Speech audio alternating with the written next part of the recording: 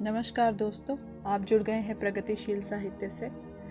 आज मैं आपके सामने एक प्रसंग लेकर आई हूँ जिसका शीर्षक है अवसर ने उसे भगा दिया लेकिन उसने उसे भी अवसर बना लिया।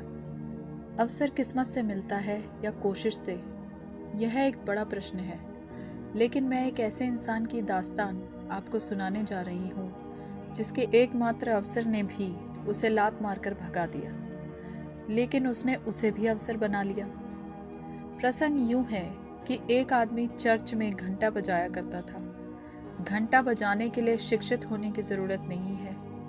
घड़ी की सुइयों और चर्च की परंपराओं का सम्मान करने वाला कोई भी इंसान यह काम कर सकता है।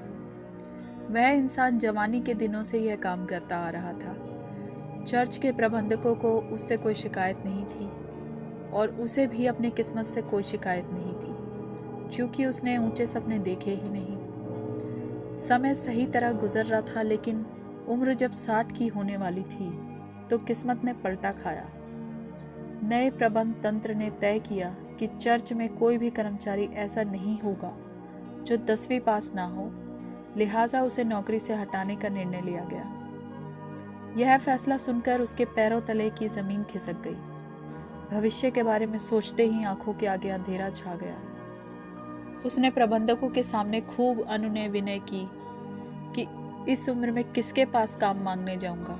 लेकिन प्रबंधकों के पास दया की कहानियां तो थी, लेकिन दया नहीं थी, और उस गरीब को जबरदस्ती रिटायर कर दिया गया, जबकि अभी भी वह काम करने में अक्षम नहीं था। शुक्र की बात यह थी कि उसे रिटायर करते समय उसे 1 महीने का वेतन दे दिया गया था।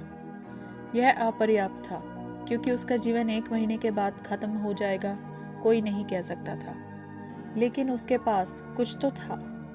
कहते हैं कि अगर एक दरवाज़ा बंद होता है तो प्रभु 1000 दरवाजे और द्वार दिखा देता है। जीना तो था ही, इसलिए कुछ ना कुछ तो करना ही होगा, लेकिन क्या करे।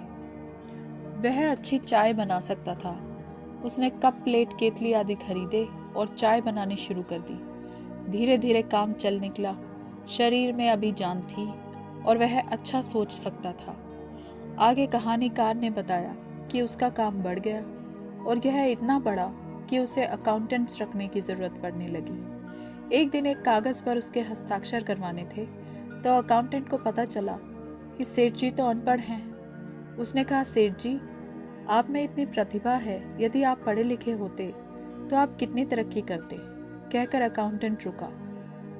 तब तो मैं आज भी चर्च में घंटा बजा रहा होता, सेठ जी ने कहा। धन्यवाद। दोस्तों, प्रगतिशील साहित्य की वीडियोस आपको अच्छी लगी हो तो लाइक और सब्सक्राइब जरूर कीजिए। Thank you.